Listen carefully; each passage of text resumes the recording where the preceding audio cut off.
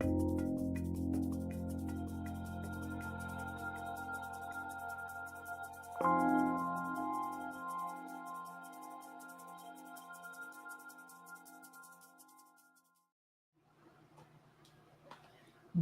afternoon, everyone. It is a beautiful, sunny, bright day in Philadelphia. It is almost 70 degrees, and it's been hard concentrating on putting today's event together because all I wanted to do was go out and play in the leaves. Almost that. We have a lot to cover today, and we have some great questions. And one of the things that I was thinking about is that with American Thanksgiving about 3 weeks away, it's very late this year, it's on November the 28th. I thought this is really a good time to play around with some recipes that you have made for years and years and see how you can flip or convert them or veganize them to fit into your holiday table so that your family members will still love and adore everything that you make. And one of the things is that you can make food look exactly the same. It might have a different flavor or taste or texture, but it will still be delicious. So we'll talk about that. We've got some great questions. I did want to start out with one simple thing, and I'm going to show you this if I can. Oops, here we go. A few weeks ago, I had discussed how I keep the spice bottles in my kitchen. So I made a mini one to show you so that you could kind of get an idea, and I apologize for the clicking. So these are the frames that you want to get at the dollar store. They are landscape. These are 5x7. They're plexiglass. If your space is small, you can put them together to make one. And then what I'm going to do is I'm going to turn this around, and you can see what my spice drawer actually looks like. And everything is on an angle, and it's very organized, and I know where everything is. I keep my spices in alphabetical order because it's easier to grab. And more or less, this is what it looks like. So it's plexiglass frames. You might need 6 to 8 of them, depending upon the width of your drawer. So there it is, plexiglass frames, easy peasy, great way to keep your kitchen organized. And I counted in my one drawer that is my primary spice drawer, I have 36 bottles of spices. And when I do get home from the store, either buying a fresh bottle or replenishing at the bulk spice area, I will take a marker and write down when I got it if it's something that I don't use a lot. So I use cinnamon all the time. So this one doesn't have a date on it. Anyway, wanted to point that out to you just to share some kitchen hack info with you. And I think we're going to get right into the questions because they're such great questions. And I always learn so much from all of you with the questions that you ask. This first question is from Sue M., who tuned into Dr. Deb's live event most recently. And the question was about arsenic in rice, and that Dr. Deb had expressed a way to reduce the arsenic in brown rice. So before we get into that, I did want to say that if you are a brown rice lover, and who isn't, you really want to check out the origin of the rice that you are using. So for example, I have this bag of Lundberg Family Farms. This is California brown basmati rice. You want to make sure that it is, I like to buy rice that is organic, but knowing the origin of where your rice is from is important. However, if you do not have a store nearby that sells rice like this, or for whatever the reason might be, the important thing is learning how to wash your rice so that it feels safer to eat. Now, Dr. Deb had explained that she washes it well beforehand, and then a little bit before it's done, she takes it out and she rinses it again. So I'm going to hit the rewind button. I lived in Brazil for 2 years when I was a Peace Corps volunteer, and that's where I really learned to cook rice, even though it was never brown. And the person who was the the cook where we lived had a big bowl, and she would fill it with rice, and with her fingers she would create an eddy. She would fill the bowl with water, cold water, and then create an eddy and wash and wash and wash. And she would do that. She would pour it out, add more water, pour it out, add more water until the water was crystal clear. So washing rice is very important. You also, if you wanted to add one more thing to your kitchen cabinets, you could get yourself a rice strainer, which helps to remove some of the residual that might, or the residue rather, that might be on your rice. So you have your rice, it's come from a good source. I do recommend a beautiful, wonderful family owned farm just about an hour outside of Philadelphia called Blue Moon Acres. And they are the only certified organic rice farm in the state of New Jersey, which for New Jersey is a big deal when you think about the climate on the East Coast and so forth. The rice is absolutely delicious. It's $12 a pound. I think that's too expensive. When I do buy it, what do? I cut it with a cup of this and I extend the mixture, but I still have a better rice. And then I will wash it off the method that I learned many years ago when I lived in Brazil. When you do this, there are many different numbers. You can reduce the arsenic content anywhere between 48 to 80%. So I say find a way that works for you, but do make it in bulk. If you have a good rice cooker, or you can even make rice in a slow cooker, make it in a big bundle, a big batch, and then individually package it and put it in your freezer, date it, etc. Because going through all of that to create a beautiful rice might be too time consuming for your busy schedule. So, Sue, it was a great question, but make sure that you look and see where your brown rice is from. I think that's a really good way to start. And thanks very much. It was a great question. And also, I just wanted to say, excuse me, um, Laura also had a similar question, and I think we answered all of Laura's question in that one discussion that we had with the first question. So thank you so much for that. And remember, origin of rice, lots of washing.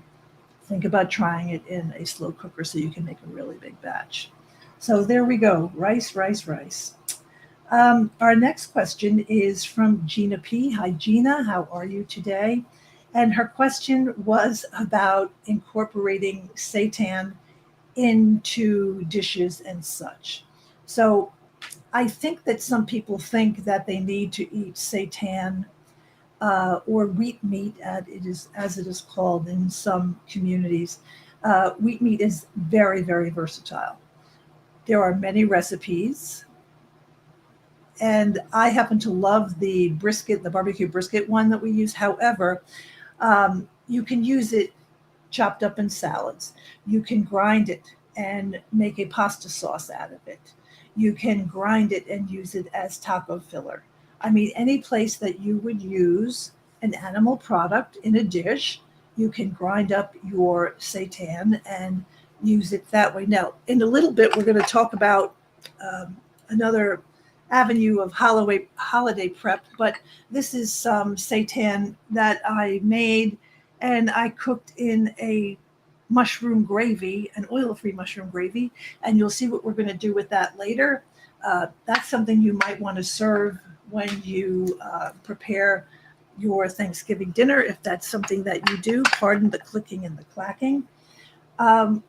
Yeah, I like to have it on a Philadelphia hoagie, where I would get a whole wheat roll, slice up a bunch of vegetables, and then put a couple of pieces of seitan in it.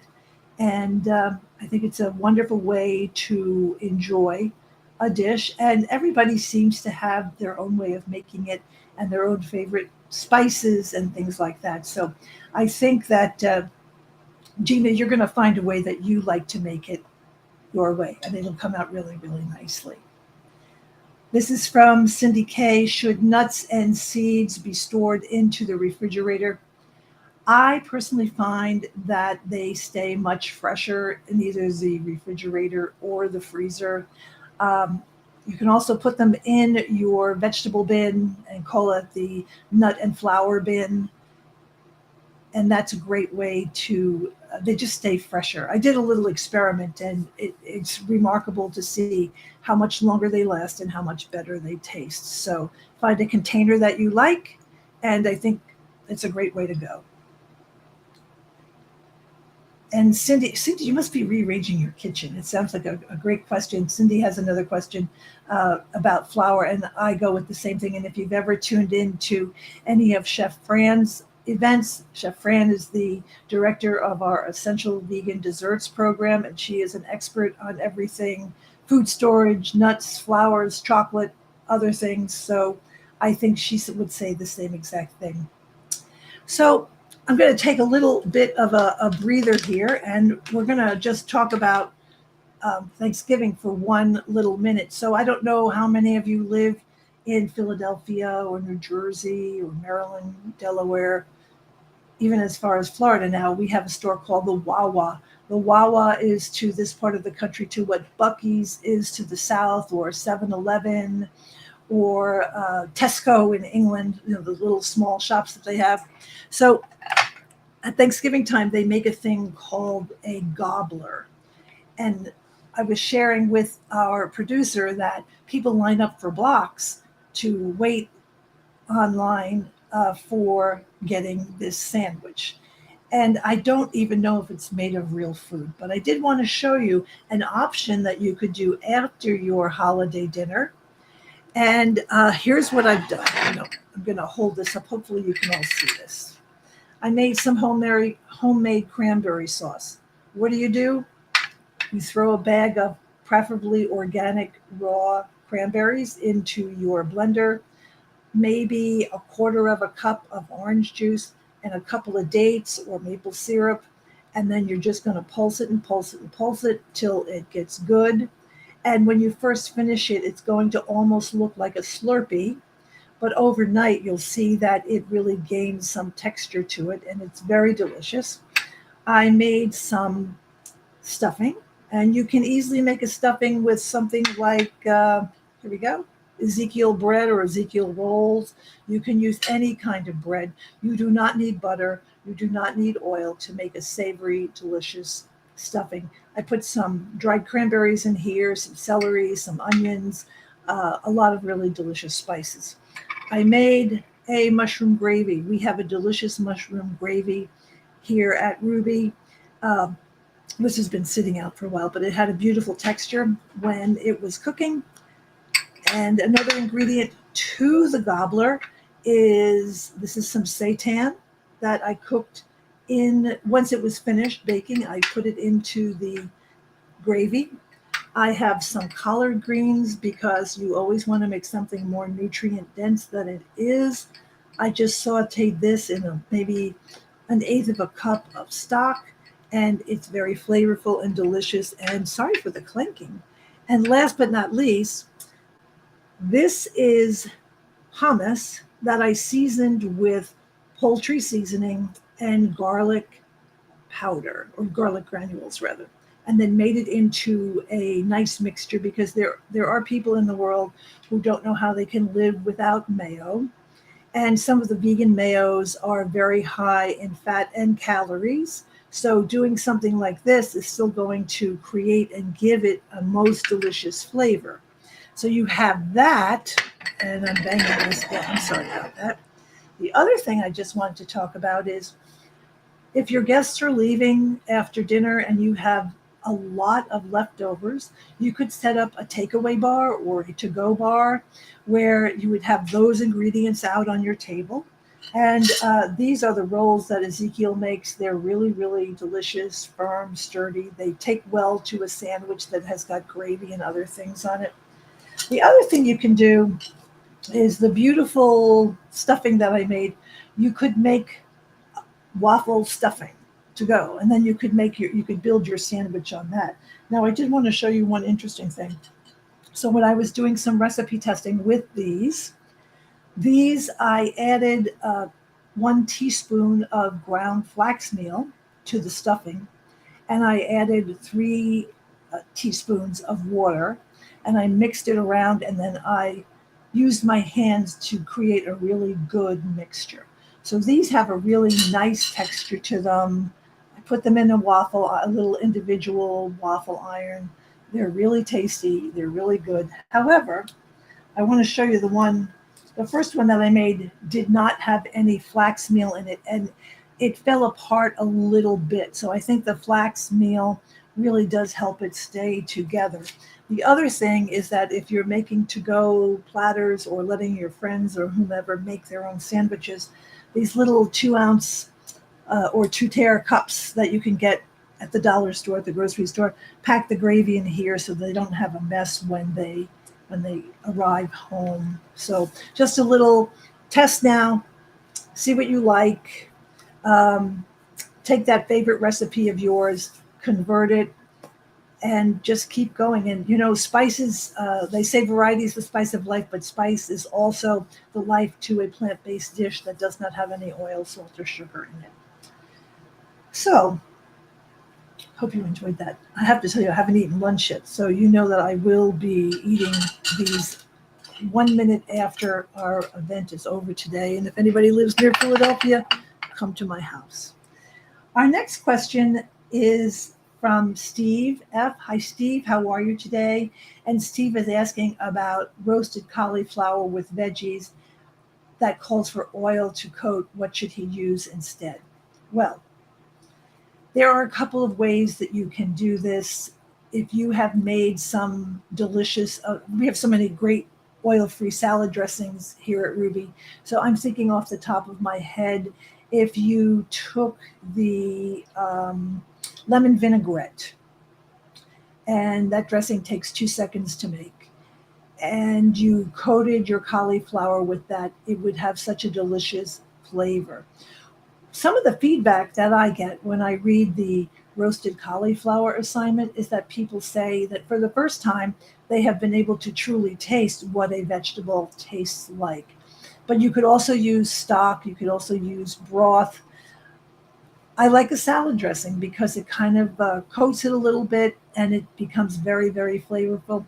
You could also, Steve, if you wanted to have a really delicious tasting cauliflower, you could marinate it for a while in your refrigerator in the dressing. And then once it's ready to bake, you would want to make sure that your oven is set correctly. And I have to say, you may want to also look into getting an oven thermometer because the readout that is on your stove might not be the same temperature that is inside the oven, and you want to make sure that there aren't any incongruities about how you bake that. Then you would want to arrange those pieces of cauliflower, big pieces on the outside of the pan, near the rim of the pan, and smaller pieces in the middle, apart about an inch apart, so that they will roast beautifully and develop that caramelization.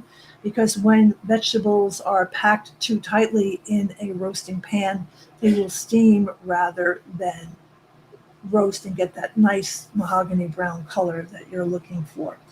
Since Steve's question was about cauliflower, I'm going to just show you something that I have now been using because I love to make cauliflower wings, but sometimes the task of removing all of the florets seems to take so much time. So here's the trick.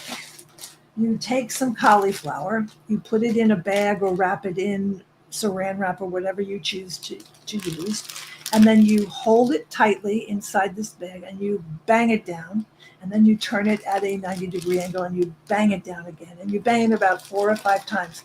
Now, here's where the true kitchen magic takes place, and hopefully this works. Here we go. Whoops. I didn't hit it hard enough, but what I want to show you is that this all falls out. I should have hit it one more time, but it just all falls out, and it's perfect sizes. And then you can take all of these beautiful leaves and use them to make a lovely stock, or I love to roast the cauliflower leaves and then make them into a puree or to use on a pasta dish with some garlic and some nutritional yeast. And if you have taken our waste not course, you know that full food utilization is one of the ways that we're going to save the planet. So bang it down 4 or 5 times with every ounce of your body into that throwdown, and that's a great way to get your cauliflower in shape. So that was a great question. Also, Steve, it takes 21 days to change a habit. And I find that developing a new flavor palette is almost like changing a habit. So find things that work for you, find things that you enjoy, and I think that you're going to make a delicious, delicious cauliflower. Lastly, I think that the cauliflower recipe, there's lemon and then there's some cumin and maybe chili powder. So after it's finished being roasted, chop it all up and make it into filler for tacos on Taco Tuesday. It works really well. So that's a very good question.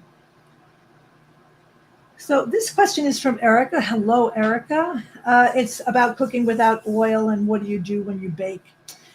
So I have several different things that work for me, and I would share that even before I was a student at Rouxbe 10 years ago, I wanted to make sure that I could transition any favorite food into being plant-based without oil and having it work for me. So I'm going to share a couple of very quick tips that have worked for me over the years. And I know that there are many debates about using silicone, but I will put one thing to end is that I happen to have this lovely round silicone pan, and I like to put these air fryer liners on the inside. You do want to make sure that when you're using parchment paper, that your preference is the brown parchment paper because it hasn't been bleached. And I believe from what I have learned is that there may be particles of silicone balls in the white parchment paper. So brown parchment paper. I have a variety of different kinds of pans because I like to bake. What I would do here is I would trace this on, some parchment paper and then line the bottom of it with parchment paper, and that works very, very well. The other thing that you can use is, this is a silicone pan. There are 2 of them in this pack. They work really, really well. There are many different kinds of brands. You can go to a store like, Williams Sonoma, for example, or Sulatab, and look at them in person, or just use parchment paper. And Ann Esselstyn reuses her parchment paper. She will flip it over and then use the side that has not had food on it. So parchment paper, silicone, lining your pans well, I think is a very important thing. And I do want to show you one last thing to sort of answer your question even more fully. So here I have a springform pan, okay? And I was testing a recipe that I invented in my head last night. And I happen to be a big fan of kabocha squash. To me, it tastes like chestnuts. And it has a very nice texture and a very rich flavor. And I bake it in the oven whole like this. And then when it's done, I take it out of the oven, cut it in half, remove the seeds, and then I will scoop out the insides of it. So here is a cheesecake, a pumpkin cheesecake, or I should say kabocha squash cheesecake that I made with it. So first, I have this springform pan. And when you're cooking with springform pans, you always want to make sure that it's not too big, because what will happen is that you'll make something that's really, really beautiful. And in your head, it's going to be 2 or 3 or 4 inches high, and it comes out looking sort of like a tortilla or something like that. So I just want to show you this. So here's the pie, and then watch how easily the parchment paper just peels away. So this is my number 1 recommendation. And maybe later I'll send a piece to Patrick. And I love the texture of it. It feels nice to me. It feels like a cheesecake. So parchment paper is the best way to go. You don't need to have any spray oils or anything like that. So I don't, okay, there we go. Steve, so Erica, okay. I have a question from Rebecca, and it's quite a good question. What advice do you have for someone in their 30s switching careers and looking to land their first kitchen job? I'm open to any role, but would love to work directly in the kitchen. I don't know where you live, but here would be my recommendations that where you start is not where you will finish. By that, I mean getting some practical hands on kitchen experience is great. And I think that going to a reputable catering company might be a very good way to go. I have a lot of friends who have owned catering businesses, and they're always telling me how surprised they are with the increase in requests for foods that are plant based or vegan. So, catering is one way to go. There are many, many vegan restaurants.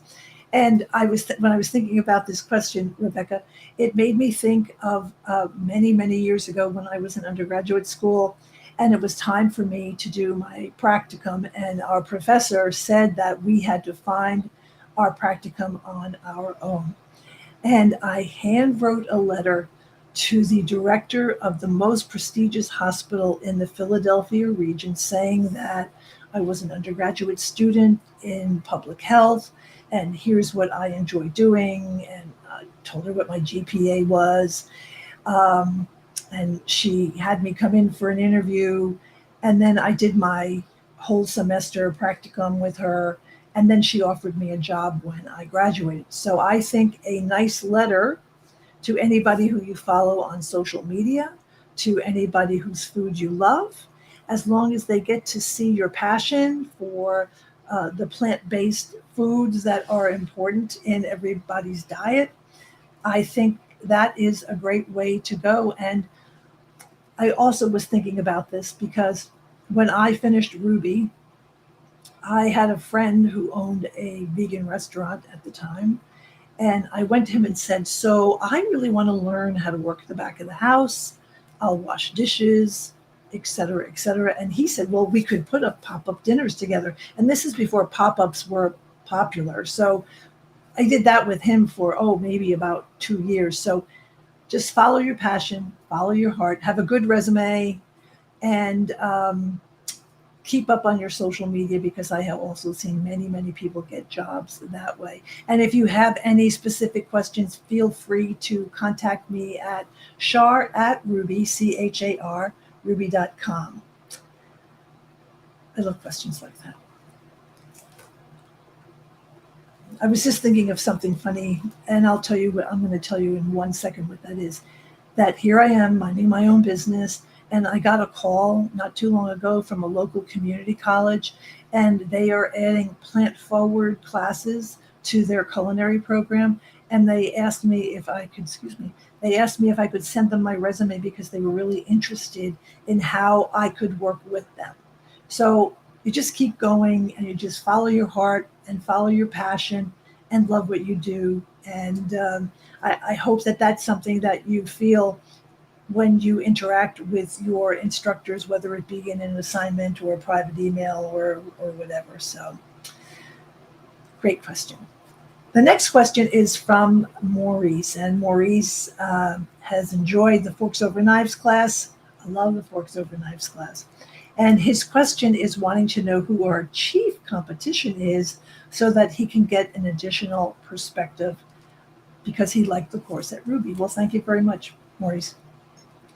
There are, I don't like the word competitors, but I will tell you whom I admire the most, and that is the course from PCRM, Physicians Committee for Responsible Medicine, the Food for Life program. And I believe they have a program that starts in April and goes until June. I don't know the exact dates. You have gained a really good, solid culinary foundation here at Rouxbe in terms of understanding temperature, understanding the importance of knife cuts, how to cook without oil, salt, or sugar, etc., etc. I'm sure we all have our favorite assignment from Forks Over Knives.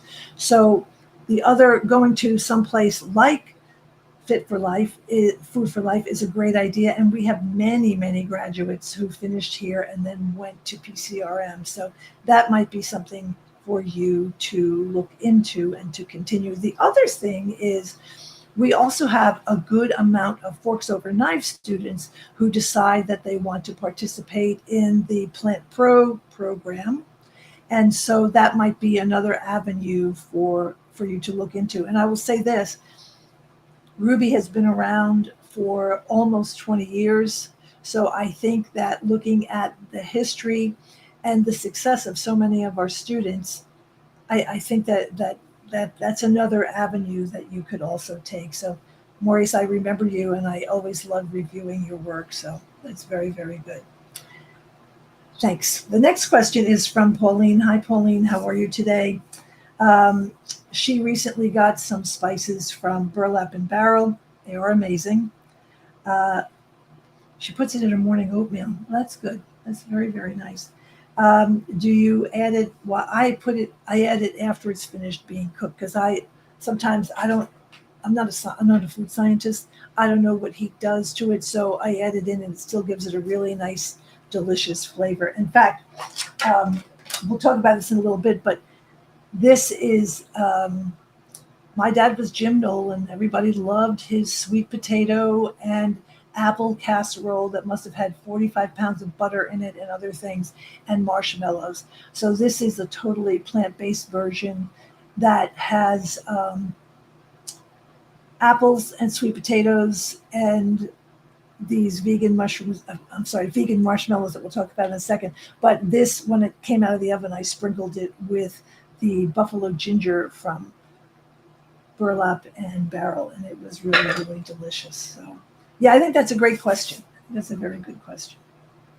Their spices are really delicious. I just ordered myself a 6-pack, 6-pack holiday pack, and I can't wait to use it. So, this next question is from Mike. Michael, I made this for you, Michael. I made this for you. How to see? No, sorry, we answered Michael. The sweet potato question. So here we go. I'm going to be very, very brave. I made this in silicone so that everybody could see what this looks like. And hold on one second.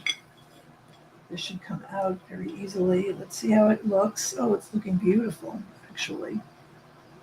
Here we go. So what I'm going to do now is this. There you go. So that is a sweet potato apple. And then I have these marshmallows from Dandy's. So this tastes exactly like the one my dad made. No, because there's no fat in it. But season-wise, it's got cinnamon. I added ginger. I used beautiful organic, thinly sliced Granny Smith apples. I used Japanese sweet potatoes because I enjoy their texture. And I was sort of laughing when I was making this morning because my dad's version was canned sweet potatoes. I don't even know what kind of apples he used, but fool around in your kitchen and have fun. You can go to dandys.com to see where Dandys are sold in your neighborhood. Whole Foods definitely has them. They come in mini, they come in regular size. There's no gelatin, there's no corn syrup solids. The ingredient list is relatively clean in terms of what are in the alternatives. So there you have it. That's a great way to season that dish. I will say, do not put this in the air fryer because what happened when I tried it in the air fryer is that the marshmallows sort of dehydrated and became like a crispy candy. So then I removed them and did the same thing and baked them in the oven for 4 minutes at 400 degrees. So there you have it. Very good question. Yep. Sweet potato season is always in season if you're plant-based because they're just so delicious and they're so full of fiber and they're very filling.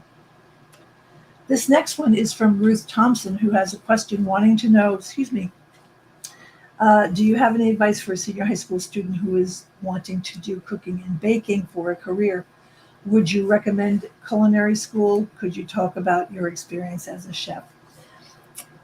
My experience as a chef is very non conventional. You should talk to Chef Fran about culinary school, baking culinary school. However, I have to say that from both those programs that I just mentioned, online learning is becoming the new way that people learn. Brick and mortar is still wonderful and good, but the reward, the price, the convenience of attending an online school, we see a lot of kids who have graduated from high school who come into the Rouxbe program. So I think it depends upon your child's learning style, where they want to go to school. Some of you may know that I worked at Whole Foods Market for 10 years, and we often saw young students who were newly graduated who would come and work in the bakery, or they would work in prepared foods, because before they made that final jump to going to culinary school or pastry school, they wanted to see if they really, really liked that. So I would say to explore if there's an experience where your child can shadow for a day at a restaurant or a bakery or something like that. That would be another suggestion. And I think that book is still in existence. It's called What Color is Your Parachute? It kind of helps you define what you really want to do and be. I do know some of the best bakers that I ever met and worked with in my life at Whole Foods Market were self-taught bakers because they just loved to bake and they loved being around food and making people happy. So um, that would be my spin and experience on those. And my own experience is that every decade of my life I've had a different career, and when I was in my mid 60s, I decided that I wanted to go to culinary school because I had spent most of my life working around food. I grew up in an Italian restaurant. My grandparents were chefs. And so from a very early age, I learned about the delivery guy, how you don't waste food, how you serve food, et cetera, et cetera. So I think that Rouxbe for me was a perfect fit, and it has provided me with endless opportunities, endlessly and rewarding opportunities that I always feel so grateful about. So, just quick, um, today I got a nice note from the director of the Charlie Cart, and I thought to myself, how fortunate am I that I get to be a Charlie Cart educator? And if you don't know Charlie Cart, it's a 500-pound, 600-pound kitchen on wheels that you'll find in schools, libraries, community centers, charliecart.com. And there I am, a Charlie Cart instructor. So you just have to just follow your passion, get excited about what you do. That's my advice. I'd be a very bad career counselor.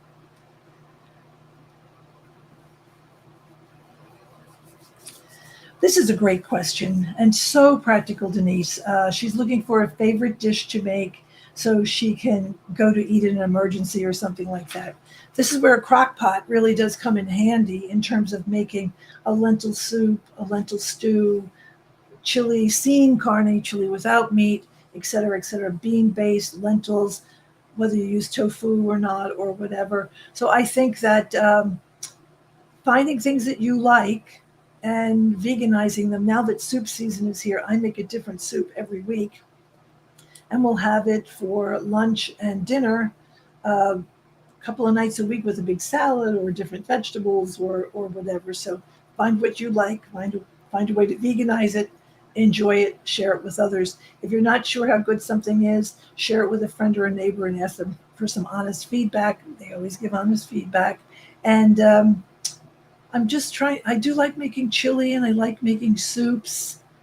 Seitan is another one because it's so versatile.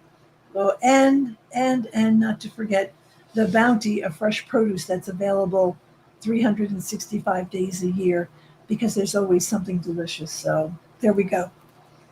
I think I should buy stock in Japanese sweet potatoes because we use them for all kinds of things here. One of my favorite recipes is from Jane Esselstyn. She batch cooks a bunch of sweet potatoes and keeps them in the refrigerator. And it's time for dinner. And when her children were young, she had three young children, very close in age. She would slice a cooked baked potato in half and then make a mango bean salsa and serve it with a salad and some brown rice. So there are the possibilities are endless, and you have to make things that you like. So here we go. This is from Tony C. Hi, Tony. How are you today? She's heard that mixing fruits and vegetables together is a no-no for juicing. What do you think about that? Well, I don't juice. I don't juice because I don't want to lose all of the fiber that's in those fruits and vegetables. I'm not sure what the source of that comment is. You might want to investigate it furthermore or check with a registered dietitian. So, good question, though. This is from Tony C. again. This is another good question. You made some walnut meat and it still comes out crunchy. I personally, when I make walnut meat, I like to soak the walnuts a little bit, maybe 15 minutes in some hot water, and then do my mixing and everything else like that, and adding it in with a red sauce or whatever. And I think it comes out nicely that way. I do know what you mean. So try soaking your walnuts. That would be my suggestion. Oh, isn't this nice? Oh, it's Anne Marie. Hi, Anne Marie. Anne Marie lives in Delaware, and she drove all the way to suburban Philadelphia to Wayne, Pennsylvania to come to a book signing that I organized for Les Dames d'Escoffier, where Chef Fran was giving a presentation about her book. She purchased the Tree of Life cookbook and she's making the orzo and lentils. Oh, sounds delicious. What is your techniques for blooming spices? Um, if you go back into, I'm trying to think, the cauliflower recipe where someone teaches you how to make the seed nut mixture, and they have you using a dry pan at a low heat to bloom your spices. It allows the natural oils that are in the spices to sort of come out, and they will add a lot more flavor to the dish. So that's what I do. That's my recommendation. And so excited to see you. And it was such a treat for you to come. And we always love, seeing Rouxbe students in real life. Uh, Last summer, Chef Fran, Chef Demetra, and myself went to visit the restaurant that a Rouxbe grad owns in Pittman, New Jersey, called the Gentle Giant Cafe. So I've even been out shopping sometimes, and someone will come up to me and say, "Are you Chef Char from Rouxbe?" And it's just always a fun thing. So Anne Marie, thank you so much for coming to today's event, and thank you so much again for coming to the event that we had on October the 8th during Cookbook Month. It was nice to meet you. This is from Tony C. again. Hi, Tony again. I know I heard oil is bad, but if someone wants to use oil, which oil would you say is best? Avocado, grapeseed, or olive oil? So I don't use oil. I will tell you that I spent a week on an olive farm last last October, in southern Italy, near where my grandparents are from in Puglia. The one thing that you want to make sure if you are going to eat or use oil in your cooking is that it is single origin.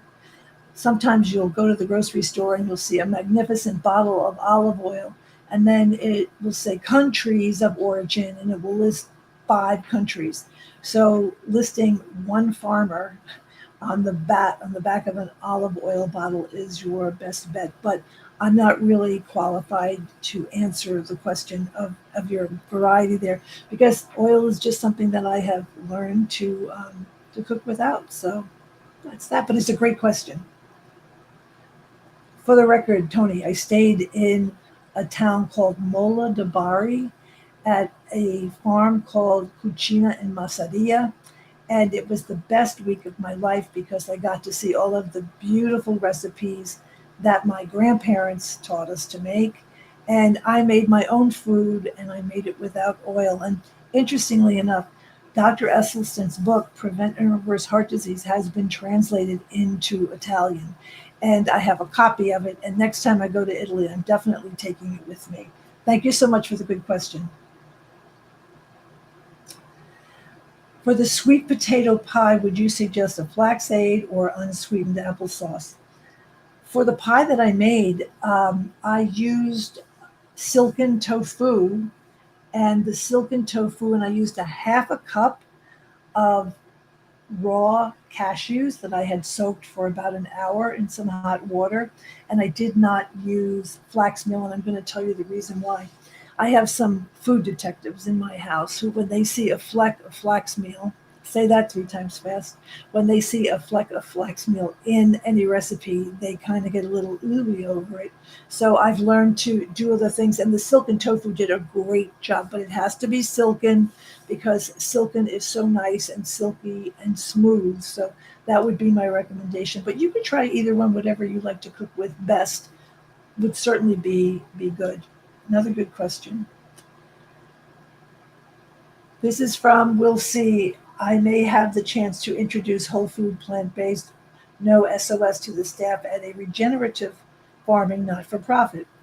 What Ruby courses would prepare the best to demonstrate the nutrition to them? I'm not sure how to best answer that question. There's the unit that features Dr. Esselstyn and Neil Barnard and others, and that's very, very good. I have to say, like many Ruby graduates, I did the eCornell nutrition program uh, at the T. Colin Campbell Center for Nutrition, and that's also an online course. And that really helped me to understand the nutrition foundation of foods that we eat and why we use them and why quinoa is such a wonderful seed to eat because it contains all of the essential 9 amino acids, et cetera, et cetera. So I would say, Will, to investigate, look into the medical unit, but I think eCornell dovetail with Ruby would work really, really well for you. So there we go. It looks as though we have come to the end, sadly, of oh, 2 more questions. Okay, let's see where are they? They're hiding. They're hiding. Huh. Hold on 1 second here, folks.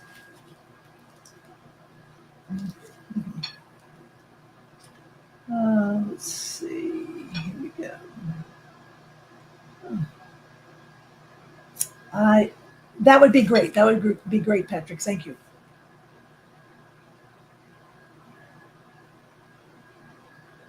Oh, I saw that question last night. What do you do with the veggies after making stock? All of the flavor from those bountiful vegetables that you have used are now in the stock.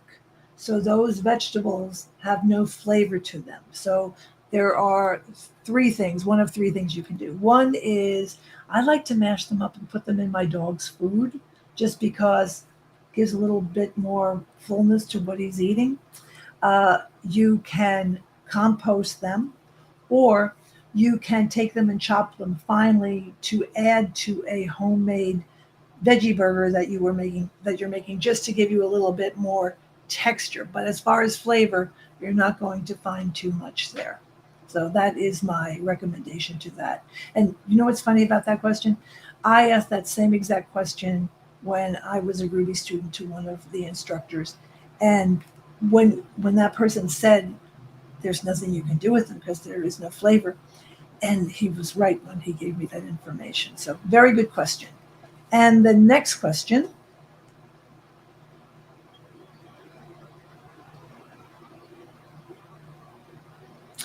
Oh, we answered that one a little bit earlier, I think, or maybe I didn't. Um,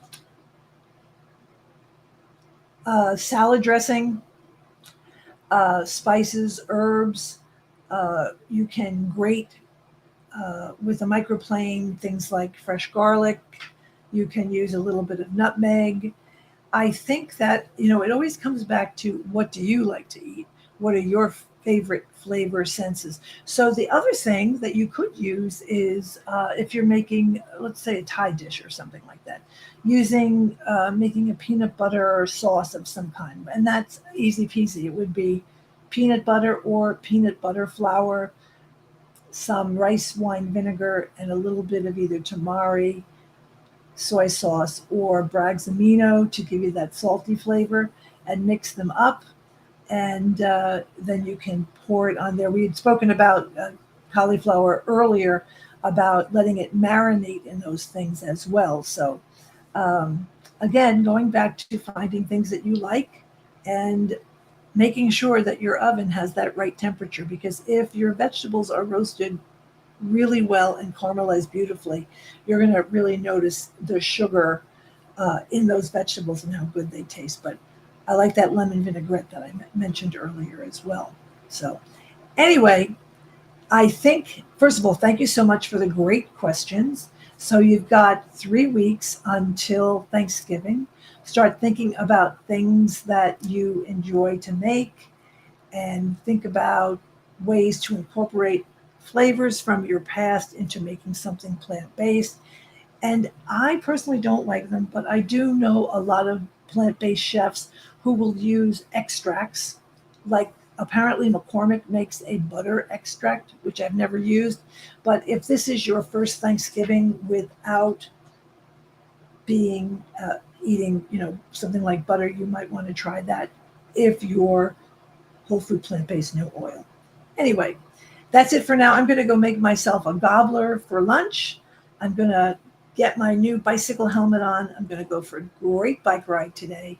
And I hope that everyone has a wonderful Thanksgiving. Oh, in December, graduate Kathy Grazzini, who is a fabulous cookbook author, is publishing her second book. It will be out today, as a matter of fact, and she will be with us in December at my next live event. We're going to do a double screen kind of a thing, and she is a remarkable chef, a Rouxbe grad, and we first met years ago when she was my editor when I wrote at Veg World magazine, and you will all love meeting her. So tune in next month when Kathy Grazzini is my special guest. That's it for now. Sending loads of love from the city of brotherly love and sisterly affection. It's been a pleasure for me to be with you today. Ciao for now.